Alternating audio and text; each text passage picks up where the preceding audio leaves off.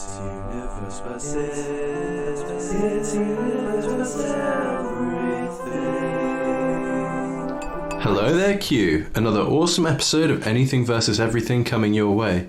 If you've ever wondered if it would be more useful to have a cave salamander or a bowl of ratatouille on a desert island, you're listening to the right podcast. Well, you did better than I thought you would. I could slightly read your handwriting that It's time. interesting saying it's going to be an awesome podcast while you're fluffing the introductory line to the podcast. What but can I say? I don't want to set expectations too high because the rest of the podcast is always it's so all up. good. Yeah, exactly. You just want to keep I things agree. level.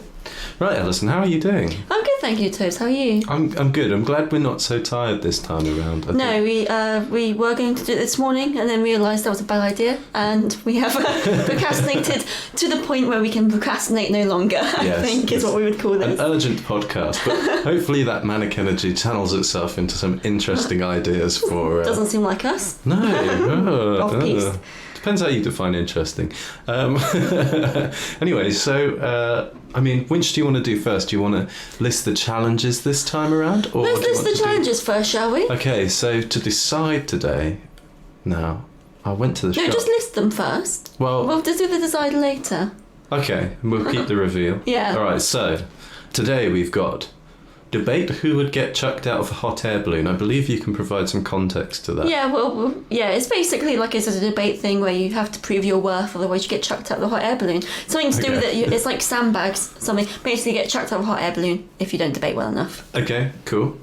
We've got I'm a Celebrity, Get Me Out of Here. So for those who don't know, I don't know if this is a thing in other regions of the world, but basically celebrities get flown out to kind of a remote island and they have to do challenges that generally involve eating insects and getting covered in tarantulas and things. Embarrassing themselves on TV. Yeah, embarrassing themselves. So you've got to be quite hard to do these ones. Yeah. We've got worst person to work with, so this would be like an office setting. That colleague that you just really can't get to grips with, no matter what they do. It's like, oh, come on. I know one of those. Okay, I didn't come here to be attacked, Alison. We've got best prankster. Yeah, so I'm thinking Halloween. Exactly. I'm thinking prankster though. That implies some kind of lightheartedness. It's mischievous. It's like it's a not nasty. little rascal rather than a malicious. The best kind of prank is one where everyone leaves laughing. Exactly, Alison. You took the words out of my mouth. Who would get more sweets trick or treating? Yeah. So I imagine that's about how scary you are, how good your costume would be. And who would scare the other the most? So that's really about how scary you are. Yeah, I agree. But also about the tolerance of the other person's... I'm reading this now and I'm now thinking I probably should have chosen scarier, but what can you do? Well, we might not land on it. That's true. You never know. I hope not. Right, so... Who have you got today then? I have, of Sleepy Hollow fame, the Headless Horseman. So... Have I just immediately wiped you out of the Halloween challenges? Yeah, I got for a beetle moth. I just saw it and I was like, Oh, well, cute, moths isn't are it? quite frightening. Some people don't like moths. I like moths. I think they're quite cute, but at the same time, when you're kind of sat there, like, it might be late at night, you're at the computer Yeah, or and then something, and a moth's moth at your flies onto the face. screen and into your face. Yeah. You're like, oh, gosh. Terrifying. And then they leave like this gold dust around. I think moths are amazing. It and does green get moths scary. It's a pretty big moth, so... It's a big moth. Yeah. Okay, cool. Well, let's see how that one goes. How are we choosing today, Toby? So, I went to the shop recently. Yeah. I went to Shaman's-Breeze. Mm-hmm. Yeah, they were selling, it was 2-for-1 cauldrons. Oh yeah, let's give me one. Yeah, you've got one as well. Okay, cool. So I've delivered it to your house. Okay. So they actually had an offer with it where basically you get mix some potions, and they had a potion that you basically put things into you put scripts of text into the potion, Yeah. and it will whisper the decision out of it. Is it like one of those ready-made cans? And you just shake up it, and pour it out whack with it in the potion cauldron, put it on gas mark 4 Wow. on the stove. It's funny that we use a cauldron for that. Surely you could just go in a saucepan. Yeah, but I wanted to keep within the theme, you know. Yeah, It's okay, got to be cool. a bit It's pretty spooky. witchy, And the yeah. saucepan's not very frightening or No. kind of eerie. Right, without further ado, if you've got the other ones, you just pop them in the cauldron now. Do you Okay, wanna just- cool.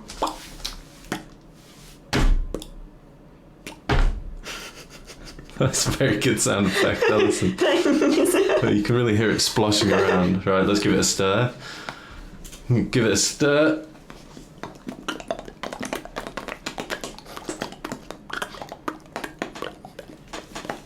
Right. Who? Is it going to come up with an answer? Who would get more sweets trick or treating? Wow. Unnerving. That's quite That's scary. really scary. I don't think I'll buy that one again. No. I like the last one. I had a Well, funny voice. Oh, that's cute. Yeah, Yeah, I you tried want to be one friends before with your this. potions. Yeah, You don't want exactly. to be I don't frightened wanna by annoy them. Would you like to go first, or shall I? I'll go first with this one. I've got a plan for my Halloween costume. Okay. I actually have. This is the only one I've got so far. Basically, you know when a kid dresses up as a ghost, Yeah. when they just put a sheet over them, which is what I used to go as Halloween. I actually did that for a Halloween party when I was 19. I initially you are went so as, low effort. I went as Elsa from Frozen in a children's costume, and then but it was so uncomfortable that I brought a backup costume, which was just a sheet with holes cut into it. At least you thought ahead, Toby. I'm Yeah. proud of you. So yeah, my idea would be, because I can fly, right? Yeah. I can have like a really light, floaty one, and I'll just hover above everything else. And then the way that like my wings hover like that, it'll make the folds of the fabric all ghost out, so it'll look really spooky. And like when moths go like that, it's Yeah. what make that noise. So that's going to be my ghost noise. It's going like. That's very ghostly. And what I think I'll do is, in my little moth paws, I will hold some. If you go to Poundland and you can get like a battery pack and it's attached to like all those lights, like Yeah, like a fairy little lights. LED Yeah, like pack. yeah, just for a pack. That's just a little one, and then I'll carry those underneath, so then it will give like the ghost Nice. an eerie glow. But that's my cool. that's my first idea. I'll let you do yours first, because I think I can come up with more. Okay, I'll give you a second wind later. Yeah. And you can come back with some. Maybe my ideas will inspire you. So Headless Horseman, I mean, instantly, that's a great costume, because you'd think you knew how it was done, but because of the proportions of the Headless Horseman actually not having a head, Yeah.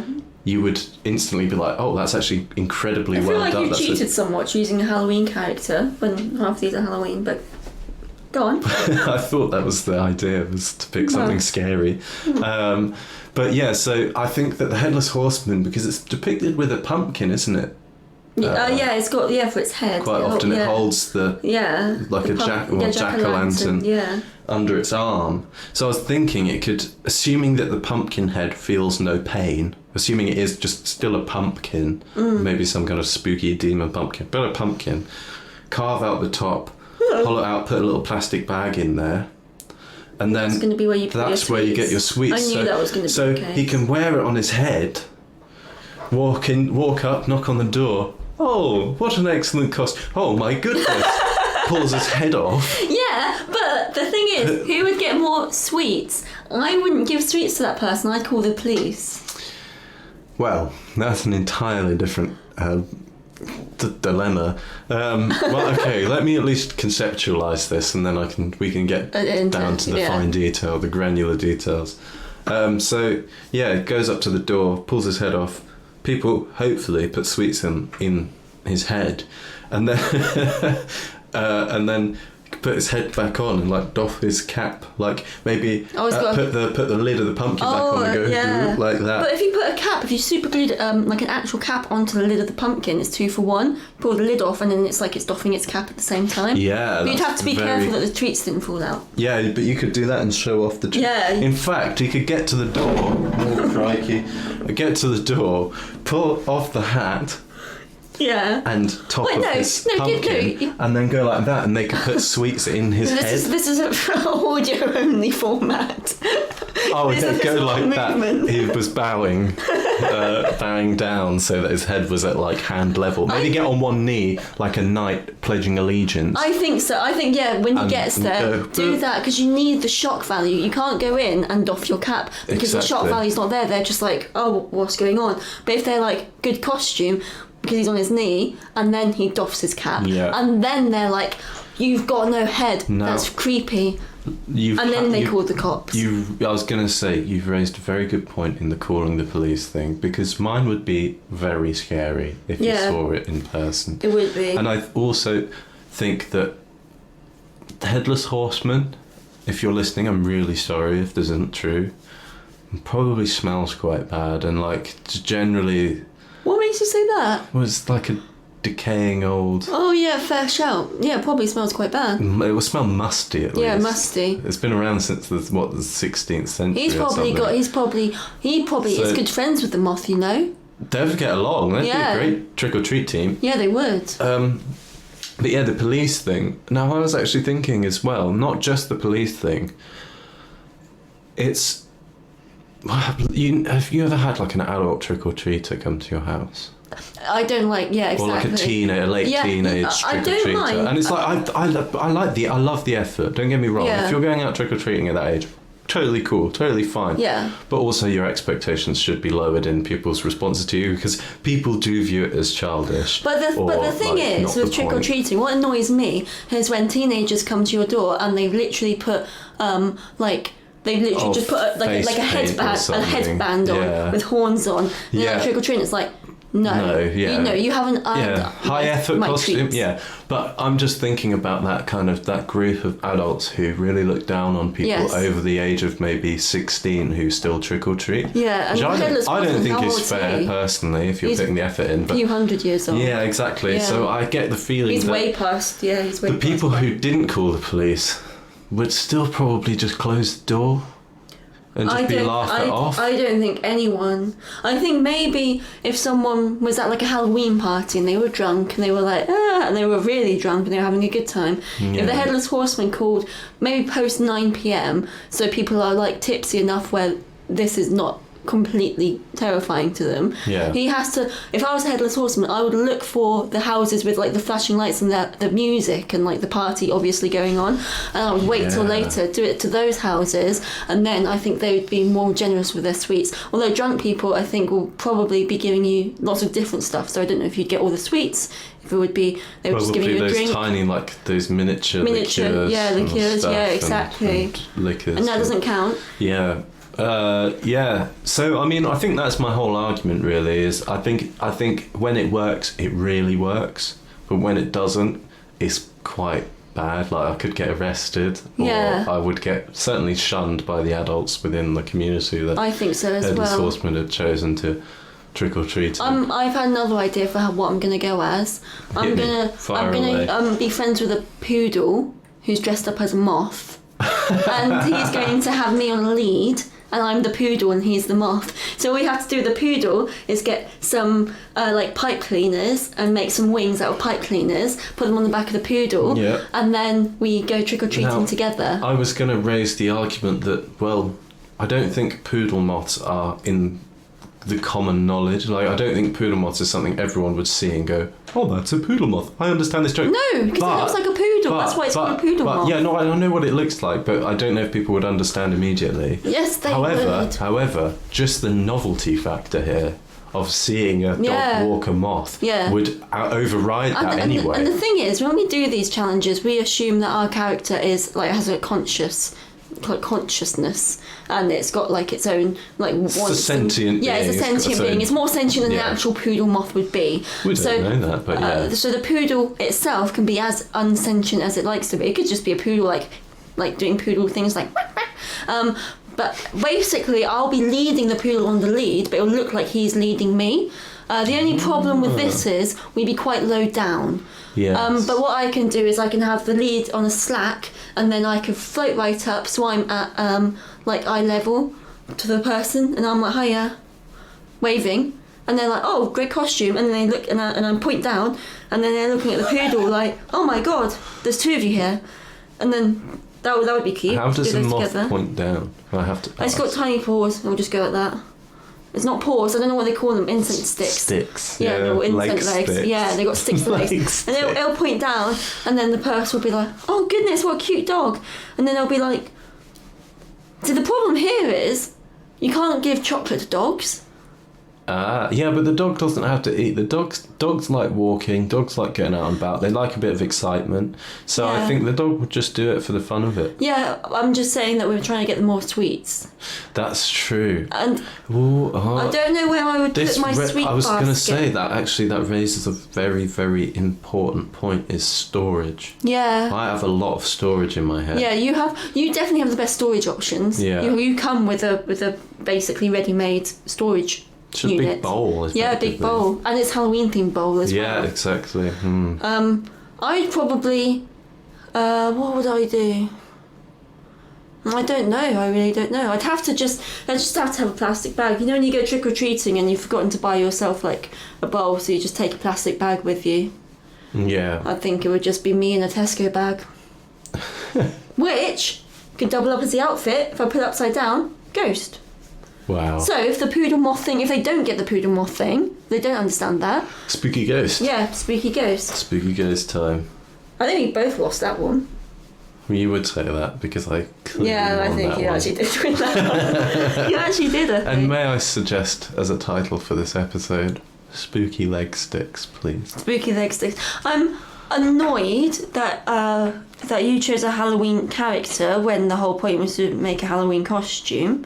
But We hadn't established that. Yeah, Just for well- the listeners, I know that people like to say I cheat in these You do cheat in podcasts, these podcasts. which I absolutely disagree with. and you lose. But yeah, no, I know I lose, but I won this one. Well, what were the odds in it being this one? So we had trick or Well, it's treating, 1 in scaredy cat. 6, isn't it? It's always 1 in 6. Yeah, you say that, but then one of the other ones was who would scare the other one the most, and then another one was best prankster. Well, you don't know. You knew what these A options moth were would be a before better going prankster. in. So you've got no head. You could literally make an entire episode of like of what's it or punked on it. It literally is a ready-made prank having no head. Kutcher. This is the headless horseman. That was perfect. Well done. Yeah, you won that one, but I wouldn't call it a fair fight. But who do you think won, dear listener? Do you have any suggestions for the next battle arenas? And let us know on Twitter, Facebook, or Discord by searching Q Cards. Oh, Instagram as well, actually. And if you haven't already, don't forget to download Q Cards TCG today, where you can battle anything against everything. Keep it Q. We hope that you enjoyed the podcast. We battled some funny things. We really enjoyed all your time here, but now it's time to go